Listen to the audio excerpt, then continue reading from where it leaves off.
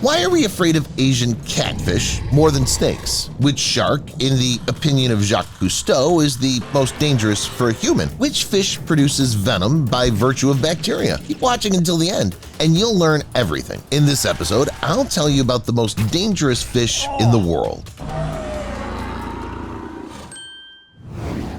Goonch catfish. I'm sure that when many of you hear the word catfish, they picture the most common and harmless fish that swims literally all over the world. In general, this is true, but this is absolutely not the case with our first guest. You can see the goonch catfish inhabiting large rivers of South Asia. They often talk about encounters with this fish. After all, it's not considered particularly rare. Such a catch can hardly be considered successful. The meat of this catfish is unpalatable, it smells terrible, and it spoils almost instantly. Moreover, even if the goonch catfish is already dead, it still poses a danger to others. Now, I'll tell you why. Before that, let's look at the horror of fishermen in the face. We have a huge and slippery body with a giant head and a wide mouth dotted with rather long and extremely sharp teeth. It's said that this catfish can grow to over 6.5 feet in length and weigh over 220 pounds. Some fishermen have been told about 440-pound specimens. Although these cases are not confirmed, I somehow believe in them. No, what's the difficulty for this catfish to grow to such dimensions? It has few enemies in its habitat, and it's not restricted in terms of food. It can eat everything from crayfish to amphibians and small mammals. And also, if you suddenly cannot find neither those nor others, the goonch catfish will be pleased to eat carrion. By the way, the latter factor became the main reason for the accusation of fish cannibalism. Yes, you've not heard, the locals believe that the goonch catfish seriously attacks people, except that scientists have found an explanation. In India, where this fish is widespread, an ancient custom is still popular. The bodies of the dead, after burning, were dumped in the river, so that's why it's most likely that the goonch catfish fed on people and ate their discarded remains. As for the danger after its death that I mentioned at the beginning, it's quite simple. Since the meat of this catfish spoils quickly, it's unusually easy to get poisoned. For this reason, the creature is usually hunted for sport, not for food. Who would have thought that some catfish would be 100 times more dangerous than any snake in several ways?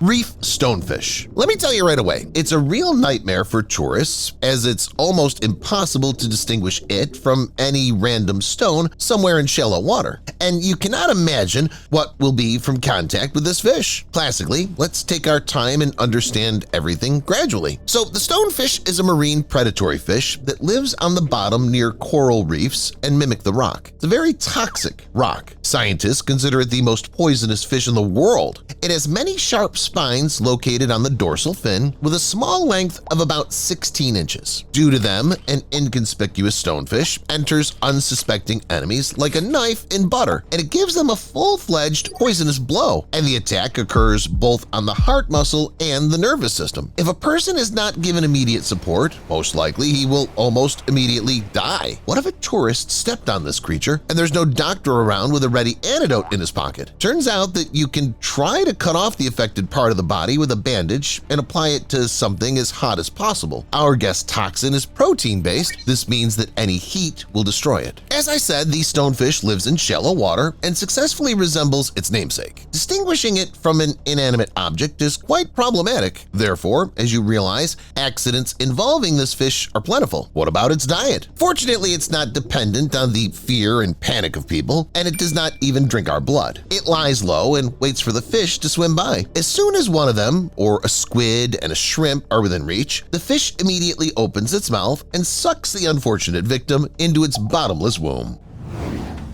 White shark. Tell me, what's an episode of Dangerous Fish without a great white shark? It's one of the loudest creatures in the world. And I'm not talking about their speech or even the sounds made by their victims. I'm talking about the situation in general. White sharks are some of the most popular creatures in the world that are featured in one water-related horror story or another. In fact, this is not surprising because the predators of this species are really characterized by increased aggressiveness, huge size, sharp teeth, and incredibly powerful bite. In short, this is why they're so unloved by mere mortals. I'm sure many people don't know this, but white sharks are on the verge of extinction. Apparently, the same jaws scared everyone so much that divers and ordinary tourists stopped sparing these sharks and attacked them at the first opportunity. In fact, it's absolutely not worth it. These sharks are in a few thousands. It's better to take pity on them and not touch them, as well as collect any blood that may have accidentally ended up in the water. Of course, we've all heard about the myths that white sharks can smell enemies from a mile away. Of course, this isn't true in life. Nevertheless, their sense of smell is really amazing, and it's unlikely to hide from a wounded victim.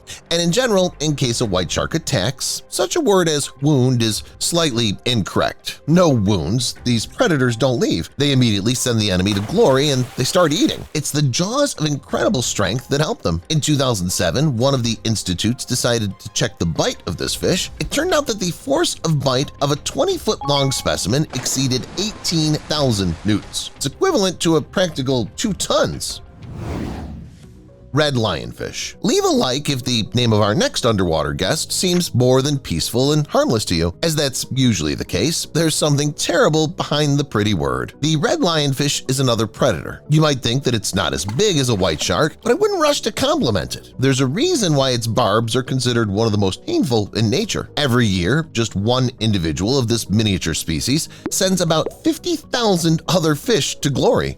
Now imagine what a shoal of these monsters can do. Nocturnal predator embraces the prey with its beautiful wings that hide poisonous needles. It causes the opponent convulsions or paralysis, and then it quickly swallows its victim. And the same applies to humans, except for the latter. The only good thing is that humans and this underwater killer rarely encounter each other due to us sapiens. Inattentive bather can accidentally hit the fish with his foot when it's peacefully resting among the rocks or coral, and curious divers shouldn't stretch their hands to the sea creatures, even if they are beautiful. Barracuda. This is the name of our next amazing fish that'll be discussed. This time I propose to get down to business, or rather to the main feature of our guest. I'm talking, of course, about its lower jaw. With the help of its mouth apparatus, barracudas easily separate from the prey portioned pieces. They can also attack humans in the same way. Because their teeth are long enough, barracudas almost always cause damage to vital blood vessels. What about the size of the fish? They're far from the most modest. The maximum recorded length was 80.7 inches with a mass of 110 pounds. These fish feed on smaller fish, squid, and large shrimp. As a rule, barracudas are not in a hurry to look for trouble. They tend to hide in an ambush somewhere between the rocks and make a sharp lunge at an unsuspecting victim. It's been observed that these fish quite often attack shoals of small fish, and they do this together with their brethren. Despite the fact that such hunting is effective in all its senses, with age, barracudas cease to cooperate. They disperse throughout the world's oceans. Apparently, sharing with loved ones is not for them. Here's another creature that also leads a predominantly solitary way of life. So it is a giant moray, or simply the largest and most aggressive representative of moray eels. This fish is distributed throughout the tropical zone of the Indo-Pacific region and has such an unusual appearance that it's easy to notice it, even given all the underwater diversity. In general, the giant moray is weakly similar to the classic fish. It's something like a prototype of alien. I would not be surprised if the world-famous monster was created by this fish. And besides some external similarities, the giant moray has other common features you'll learn about later as the story goes. The name of our guest says that it has royal dimensions. The giant moray is the largest representative of the moray family by weight, and it comes second in terms of length. It reaches 10 feet and weighs up to 66 pounds. They mostly live alone. They're almost at the top of the food chain. It's believed that these fish have no serious natural enemies at all. It even goes so far as to say that the giant moray attacks white-tip reef sharks, and there's an officially documented case of it attacking a tiger shark. Think you realize that this monster is not afraid of humans. As long as our moray feels even the slightest movement near it, it immediately rushes to its victim and bites him with all his might. The first and main weapon of this fish, of course, is its teeth, and they're not simple. Hook-shaped needles are turned inward. That does not allow its prey to escape. Wounds that leave the fish provoke numerous bleeding, so it's not possible to escape, even surviving the first attack. In addition, the giant moray is in league with an incredible number of pathogenic bacteria that settle on its teeth and eat the remains of the prey. When bitten, a large bundle of microorganisms penetrates the victim and they begin to rapidly multiply and infect it. You know, against the background of this horribly nasty giant moray, the electric eel seems to be a real knight in shining armor. It doesn't use any dirty tricks, and it cleanly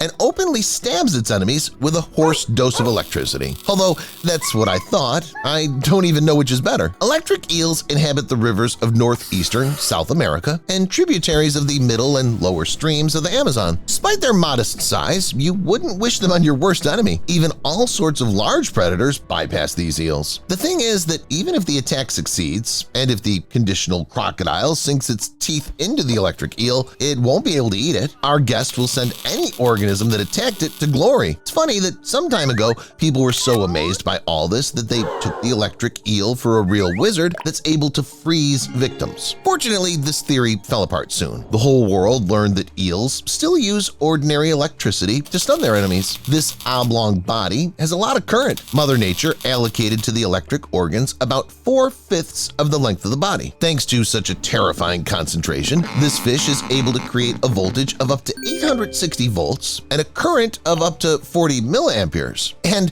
don't think that this eel uses only weapons to attack. He's not crazy or homicidal. Our electric friend just wants to live. So why not use the current to kill the victim easily and, most importantly, quickly? Besides, if the enemy dares to attack, it'll be paralyzed almost immediately. The third option of using the current is orientation in space. It's believed that this fish has a special organ that plays the role of a locator. Thanks to it, the electric eel successfully navigates even in turbid waters and fast river currents.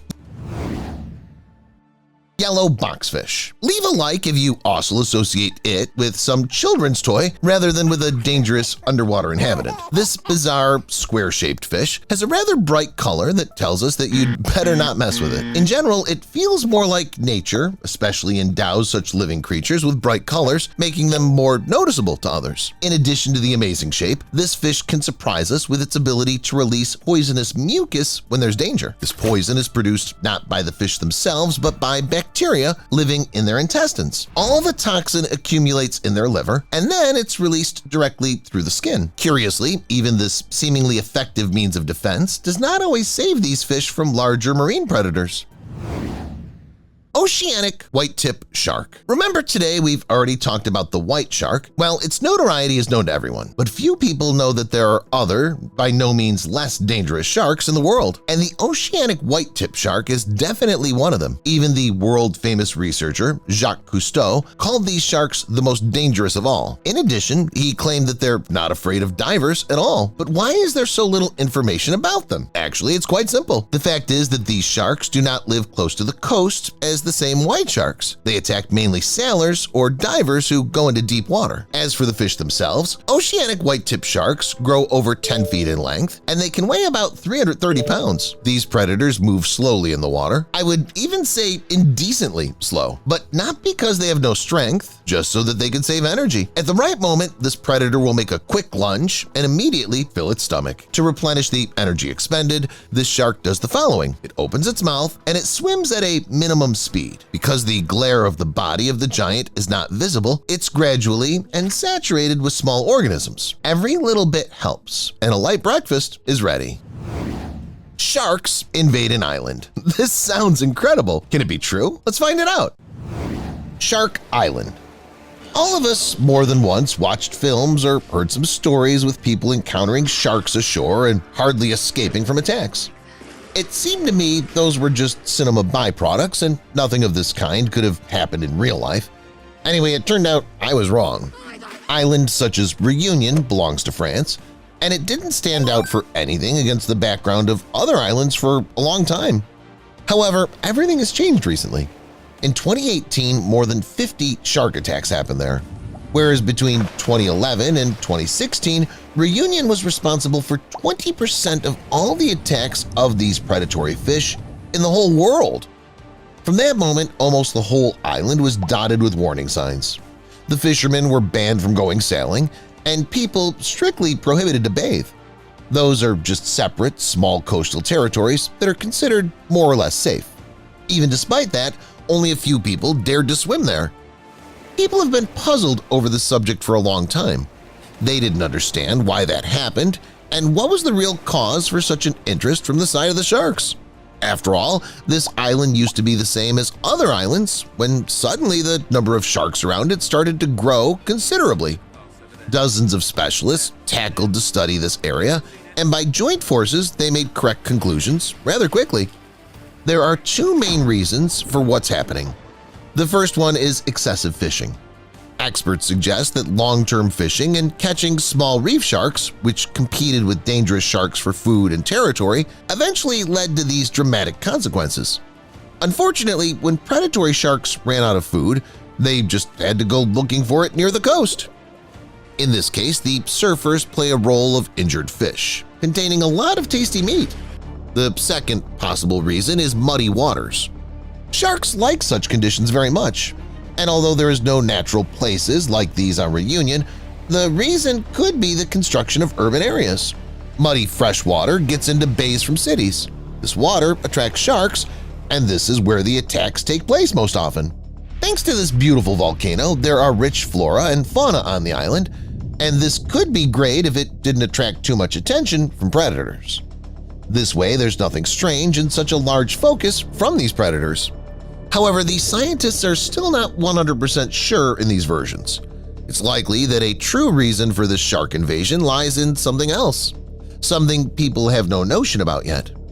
If you have your own theories, share them in the comments. Itoliko.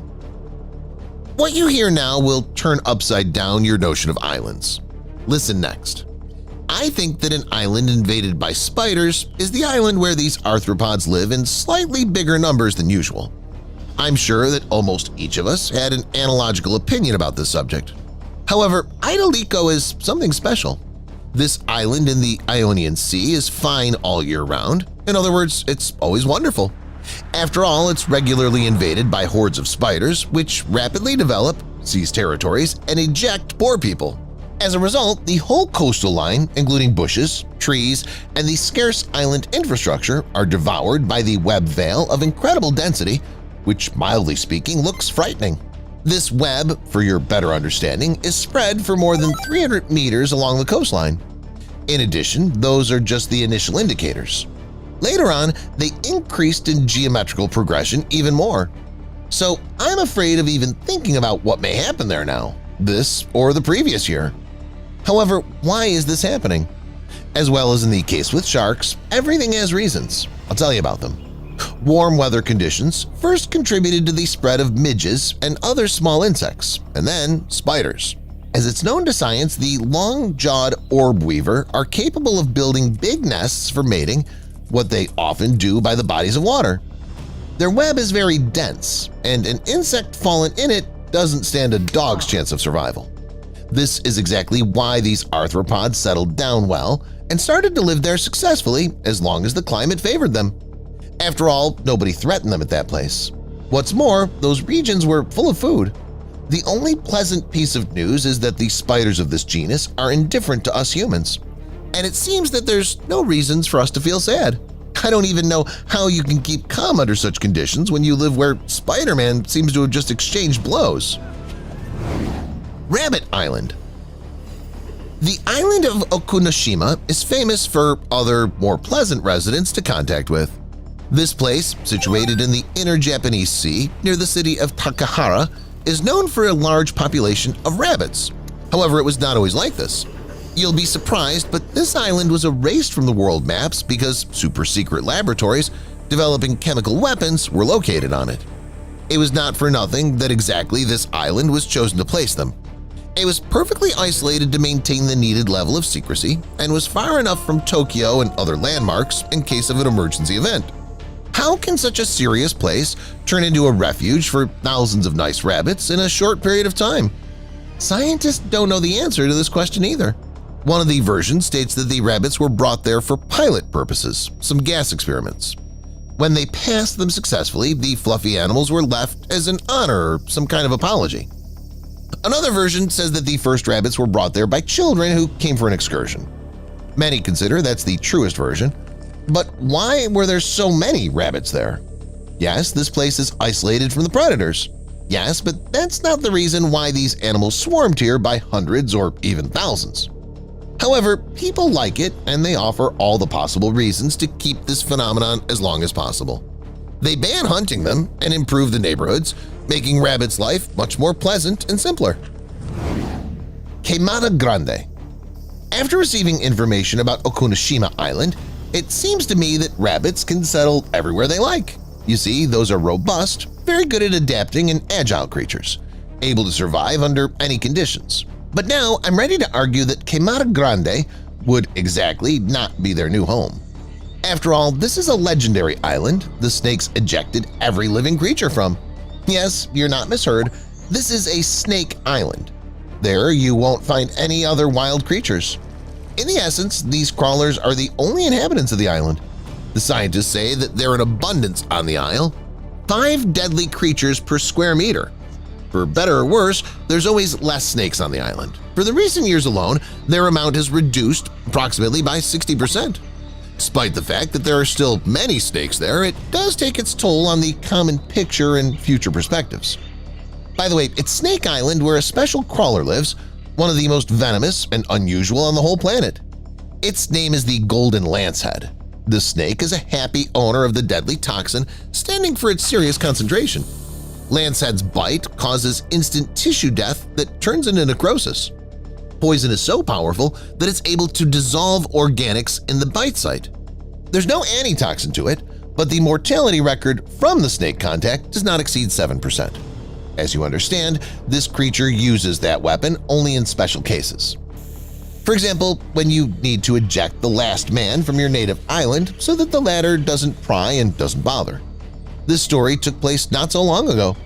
Until recently, Queimada Grande placed guards, one after another, each of which lived on the lighthouse and reported to the base about their observations. The amount of those eager to take this post was in decline. Anyway, good payment conditions kept the vacancy afloat. One more time, a man, together with his family, arrived at the island. They were accustomed to the neighborhood quickly, accurately moving around the island, didn't go out when it got dark, and sat inside the lighthouse almost all day long. Everything went right, but according to a legend, the snakes found their way inside and did their job. Next morning, nobody of the family members established a connection, and the base understood all. Nobody else wanted to live on the island anymore, and the lighthouse became automatic.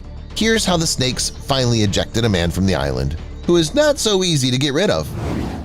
To fully enjoy the following island, we'll have to move to Japan. By the way, it's not for nothing that I chose the word enjoy.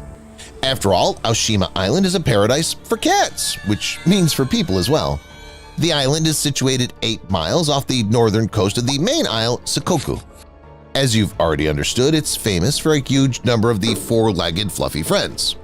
What you hear next will definitely surprise you. In the end of the 1940s, 1,000 residents lived on the island. The majority of them pursued fishery. However, if you dedicate your life to something similar, you must be ready and cope with difficulties that didn't keep them waiting. Very soon, the fishing vessels were attacked by rodents who spoiled fittings, made holes in their shipskin, and gnawed through gears. The most effective method of fighting against the rodents were cats. No, it wasn't about a mass introduction of these fluffy animals. Everything was restricted by the seamen who got 1 or 2 cats at home. Barely a couple of years had passed when they became so enthusiastic that the number of cats on the island exceeded the population of people. In 2023, for example, according to what one of the editions told, there were only 5 people left on the island and 10 times as many cats. Comes out that the animals were brought to the island to help people, and in fact, the latter were simply ejected. In all seriousness, cats, of course, couldn't get people away. The thing is that such life conditions were not ideal for people, but for cats, quite normal. That's why they exist, due to rich nature and generous tourists. Pig Beach. Our viewers who are good at English don't hesitate about who the next story will be about. We'll talk about pigs. We start from the fact that Pig Beach Island is in the shape of a shoe. Why it was called like this and why there's so many pigs on it, nobody will tell you. Many of the animals were brought there by accident. Possibly they settled down there on their own long ago. I don't know all that's mass commercial and hype of the island. Be that as it may, the island promotion campaign succeeded, as people keep coming here regularly to see all that with their own eyes. The thing is that the tourists hardly moor when pigs approach them and fall aboard their ship. The only possibility to remain safe and sound is to pay them back with food. Just keep in mind that the pigs aren't interested in gold and jewels, they only take what you can eat. The wild animals got used to such attention from people and behaved really nice. There is not so much data about this island. In 2014, about 20 pigs lived there. Chincoteague pony. I used to think that horses are creatures that live only under the careful supervision of people. However, this barrier island in the Atlantic Ocean proved that wrong. Some call this horse Assateague breed, others Chincoteague pony. Despite such controversial names, these animals belong to one species. To be exact, not to the same species, but a breed. They were domesticated by the Europeans. These beauties come from Spain, and here you'll ask a logical question. Why did the creatures from Spain settle down in North America? So I'll tell you about that later without a failure. Now let me respond to another question: who they are, horses or ponies? However confused about their name we may be, these are horses of a short stature. They live on the two islands with the same name as the breed, Chincoteague and Assateague. Someone will say, what's surprising about it? They brought these horses to one or another island and they settled down there. But actually, that's not the case. Assateague Island is divided between two American states, Virginia and Maryland. There's even a fence on the border. The residents of Virginia call their horses Chincoteague, while their neighbors, to differ in some way, Assateague. Nobody introduced them to the islands, history at least, is silent on this matter. It was for a long time that the wreckage theory was popular. Apparently, the ship transported horses and wrecked, whereas the animals reached the land and started to develop there. Except that no facts about the ship can confirm the theory apart from rumors. This horse island was under the veil of mystery. People were puzzling over this until, at last, the first reasonable clue was discovered. It was a cow tooth. To be more precise, that was how it was taken initially. As it turned out, that was still a horse tooth, aged more than 400,000 years old. It means that the Spanish clove-hoofed animals existed there long ago, before this wreckage story. On the one hand, this added some details to the common puzzle, but on the other hand, made things more complicated. However, many people come to this surprising island, admire the herds of the clove-hoofed residents, take pictures, and just have a good time on it. The local flora and fauna is a real spectacle. Now we go to Amazonia. This is exactly where the biggest anaconda was discovered. The anaconda is the most massive snake of the modern world fauna. Based on confirmed information, the largest one caught was just over 16 feet long and weighed about 220 pounds. Sounds terrifying, doesn't it? It's even scary to imagine such a slithering monster, ready to devour everyone and everything in its path. But you haven't seen the next video yet. Here you don't have to imagine anything, because people filmed the snake on their own camera. This anaconda was lying somewhere near the Amazon River. The good thing was that the monster didn't move. It's likely that it could have been someone's stupid prank, but unfortunately, it's impossible to be sure of this. Given the fact that the people filmed the animal from a fairly long distance, the length of the snake clearly exceeds 16 feet, and it weighed more than 220 pounds. Do you think such a monster really lives in the waters of the Amazon? Or someone just thought to play a joke on tourists? Write in the comments. That's all, guys. Which animal impressed you the most? Let me know in the comments. Thank you for watching, and see you later.